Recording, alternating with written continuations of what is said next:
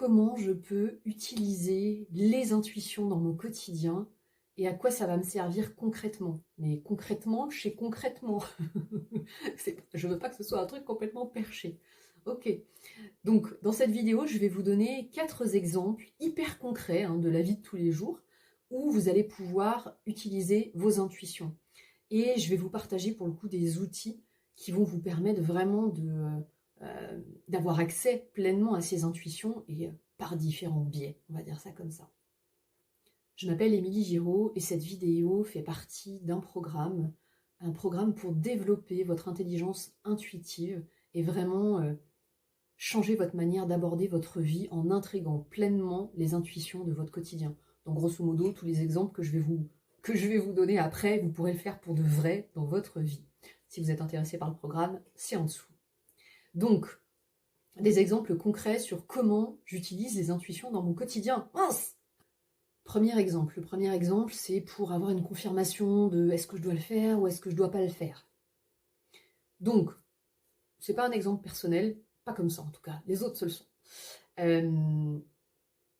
Je suis célibataire et je suis sur Tinder et ce soir j'ai un rendez-vous avec un gars avec qui on a un peu papoté, ça se passe bien. Et donc on s'est dit qu'il était temps de se rencontrer. Et puis c'est moi qui suis censée réserver le resto, donc j'appelle le resto une première fois et puis ça sonne dans le vide. Bon, ok. J'essaie d'appeler le resto une deuxième fois et là je commence à parler, hop, la conversation se coupe. Bon, ok. Je suis un peu persévérante, j'appelle le resto une troisième fois, et là, au moment où je fais le numéro, mon téléphone s'arrête. Mon téléphone s'éteint, le truc qui arrive jamais, quoi. Ok.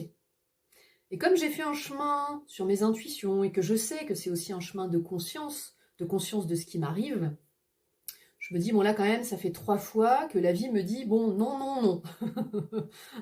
Et donc je me dis, ok, là j'ai besoin de savoir, est-ce que c'est non, j'ai pas besoin de rencontrer ce gars-là, ou non autre chose. Et donc voilà, c'est la question que j'ai envie pour le coup de poser à mes intuitions. Donc comment je fais? Eh bien, déjà j'ai appris des techniques de questionnement. Et je sais que si je pose la question en disant est-ce qu'il est bon pour moi d'aller rencontrer cette personne, généralement la réponse sera oui. Parce que la vie me pousse à expérimenter, à faire des expériences. Donc est-ce qu'il est bon pour moi d'expérimenter? Oui. Donc je vais poser la question de manière un peu plus maligne.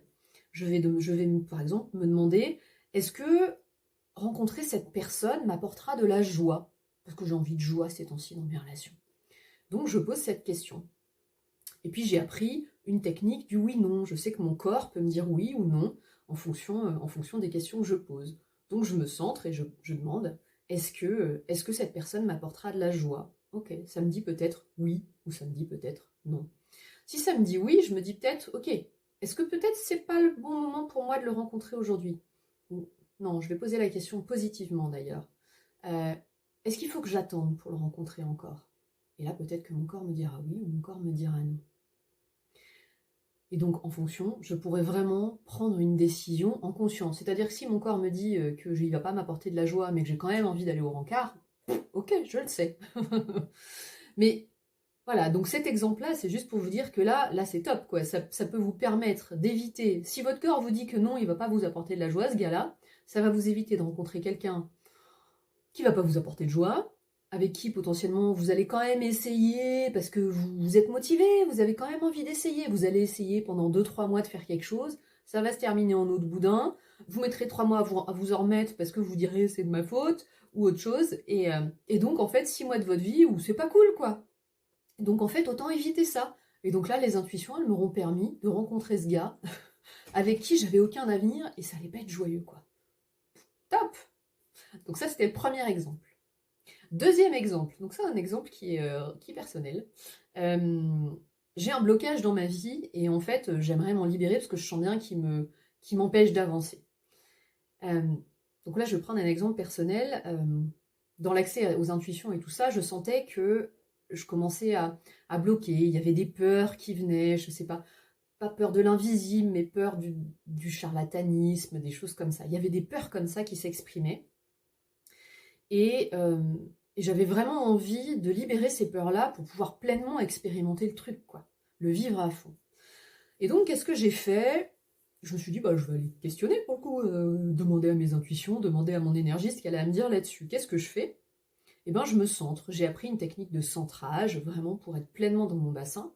Et comme j'ai déjà beaucoup pratiqué, je sais quand je suis pleinement dans mon bassin que je suis vraiment connectée à mes intuitions et que je ne suis pas dans mon mental. Donc ça, je le sens parce que je l'ai expérimenté. J'ai confiance là-dedans.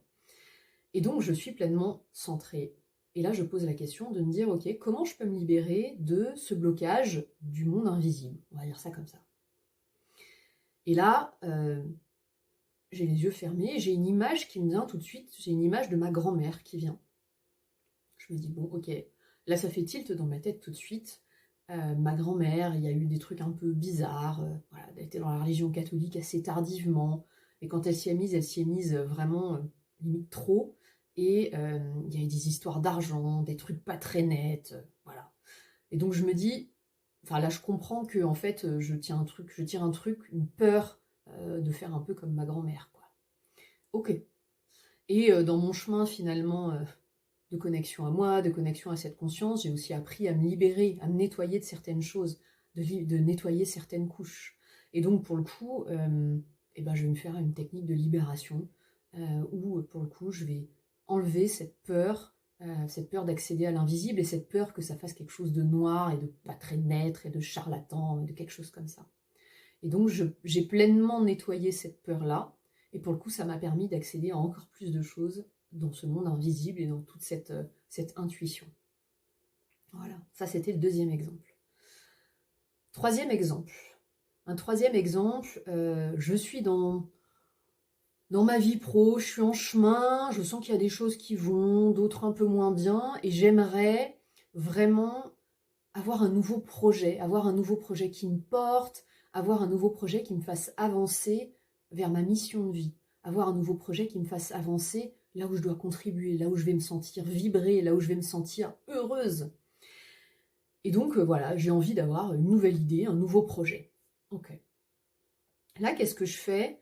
Alors, je vais commencer par faire ce que je vais appeler ouvrir un espace sacré, donc en chamanisme. Ouvrir un espace sacré, c'est un rituel. Alors là-bas, je ne suis pas rituel, mais j'avoue que pour l'avoir pratiqué, celui-là, il est hyper puissant. C'est un rituel qui permet vraiment de monter en énergie et en intuition. Et donc d'avoir accès à encore plus d'infos. Il y a vraiment un truc de qui se passe et on a accès à beaucoup plus d'infos. Donc j'ouvre cet espace sacré chamanique. Et puis, je pose mon intention. Je dis, voilà, j'aimerais avoir un nouveau projet qui puisse me porter, qui puisse m'amuser et qui puisse me permettre d'avancer voilà, vers ma mission de vie. Dans ma mission de vie, on va dire ça comme ça. Et comme j'ai déjà pratiqué, je sais que les infos n'arrivent pas forcément tout de suite. Alors c'est possible, peut-être que je peux avoir une info qui arrive tout de suite. Et peut-être que non, et je sais que ça peut se faire dans les heures et dans les jours qui suivent. Donc en fait, je vais vraiment mettre de la conscience, vraiment de la conscience très forte dans les heures et les jours qui suivent. Et puis ça peut être, je sais pas, à un moment, j'ai une discussion, une conversation avec une amie, et cette amie me dit, oh là là, Émilie, toi, ta connexion avec tes intuitions, c'est quand même génial. Enfin, tu me dis que tu l'utilises dans tous tes projets, c'est extra. Moi, j'aimerais que tu m'apprennes à faire ça. Et là, ok, bon, ok, mais c'est un truc, mais moi, ça peut me plaire, en fait. Je m'amuserais à transmettre ça à d'autres personnes. Et puis, je me sentirais vraiment utile, quoi. Je me sentirais contribuer, pouvoir aider des gens à se connecter et à vraiment faciliter leur vie, c'est extra. Et donc voilà, donc j'ai ouvert cet espace et puis une info est arrivée sur un nouveau projet. Et verdict, je me dis, bon bah très bien, allez hop, banco, je vais faire une formation, un programme pour développer les intuitions. Donc ça, c'était le troisième exemple, avoir de nouvelles idées. Le quatrième exemple.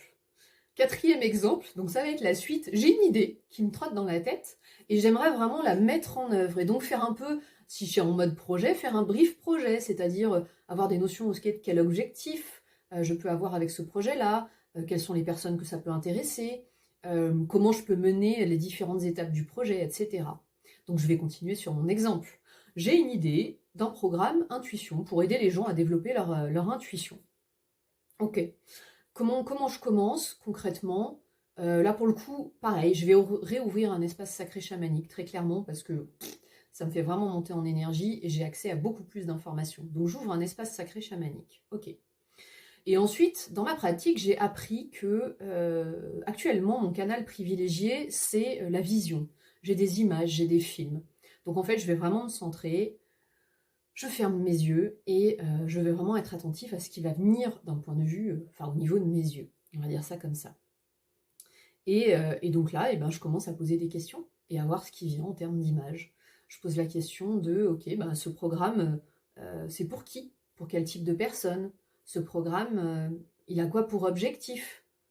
Il va aider les gens à leur faire changer leur quotidien pour qu'ils intègrent leur intuition dans leur quotidien. Extra, génial. Ok, c'est quoi les étapes? Comment je peux les accompagner à faire ça? Ok, ça c'est vrai, hein, les étapes, elles sont venues d'un point de vue intuitif. Ok, il y a 4 étapes. La première étape, il faut leur apprendre à lâcher le mental. Deuxième étape, à être en mode réception. Troisième étape, à pouvoir poser une question ou poser une intention. Et quatrième étape, à faire une transformation gagnante. Et voilà, les 4 étapes sont là. Alors après, ça ne veut pas dire que mon mental et mon ego n'a plus rien à faire. Mais en tout cas, ça me donne un cadre. Et après, en fait, tout ce que je sais, tout ce que je connais, ça va me permettre de nourrir tout ça. Et donc je me dis, ah ouais, très bien, pour lâcher le mental, j'ai déjà des exercices que j'ai pratiqués, que je connais. Moi, il y a ça qui marche bien, donc j'en fais expérimenter 2-3. Comme ça, chacun peut choisir le sien. Pour cette étape, il y a ça, il y a ça. Et puis sur une étape, je ne sais pas, j'ai pas d'idée d'exercice comme ça qui vient, et je me recentre et je demande quel exercice peut aider les personnes à faire de la place. Quel exercice peut aider les personnes à poser une question? Ok. C'est tout simple. Et vous allez me dire, ça paraît super simple, mais en fait, c'est super simple. C'est comme si j'avais quelqu'un en face de moi à qui je pouvais poser les questions et j'ai des réponses. C'est extra. Là, je vous donne mes secrets quand même. Hein. Donc voilà les 4 exemples vraiment concrets pour avoir une réponse sur un oui-non, pour comprendre quelque chose, un blocage de ma vie, pour avoir une nouvelle idée et pour derrière vraiment avoir plus d'infos sur un projet et questionner un projet. Voilà 4 exemples. Et je vais vous refaire un débrief, je vais regarder mes notes, des outils en fait que je vous ai partagés qui sont des outils utiles pour développer vos intuitions. Donc, on a parlé du centrage, vraiment arriver à se centrer pour faire de la place. Donc, pour moi, il y a vraiment cette notion de se centrer dans le bassin. Apprendre à son corps à faire oui, non, et à vraiment avoir confiance en ça. Apprendre à ouvrir un espace sacré chamanique, ça vous l'avez compris, ça permet vraiment de monter en énergie. Apprendre les techniques de questionnement pour poser des questions où vous allez avoir des réponses précises et pas des réponses générales. Apprendre quel est son canal de prédilection, et surtout pour le début c'est important parce qu'on a chacun un canal de prédilection. Ça peut être, donc on appelle ça la clairvoyance pour ceux qui voient, la clairaudience pour ceux qui entendent, la clairsentience pour ceux qui ressentent par le biais du corps, la clairconnaissance pour ceux qui ont les infos directement dans leur tête. Après il y en a, ça passe aussi par le nez et la bouche, c'est moins courant quand même. Et puis après apprendre aussi des techniques de libération, de nettoyage, que vous pouvez aussi demander d'ailleurs à l'intuition, mais des techniques de libération, de nettoyage pour en fait lever les freins et avancer dans votre accès à l'intuition. Donc voilà sur cette vidéo, sur comment concrètement je peux me servir de mes intuitions dans mon quotidien et à quoi ça peut me servir. Donc je ne sais pas si vous réalisez, mais ça a vraiment le potentiel de changer complètement votre vie. C'est-à-dire que toutes les décisions que vous allez prendre, tous les projets que vous allez mener, à chaque fois, vous pouvez faire appel à une nouvelle intelligence, quoi. C'est pas que l'intelligence rationnelle, il y a l'intelligence intuitive. Pour moi, c'est la première à laquelle je fais appel, l'intelligence intuitive. Et ensuite, mon intelligence rationnelle et logique vient et cadre le truc. Donc, il y a vraiment un potentiel de ouf là-dedans. Et si vous avez envie d'aller plus loin, si vous avez envie d'expérimenter, de pratiquer dans un groupe bienveillant pour pouvoir vraiment intégrer ça dans votre vie, je vous mets les infos. On a développé un programme avec mon amie Madeleine, un programme de 6 mois où ça va être expérimentation, expérimentation, expérimentation. Donc si vous voulez plus d'infos, c'est juste en dessous. Et moi je vous dis à très bientôt.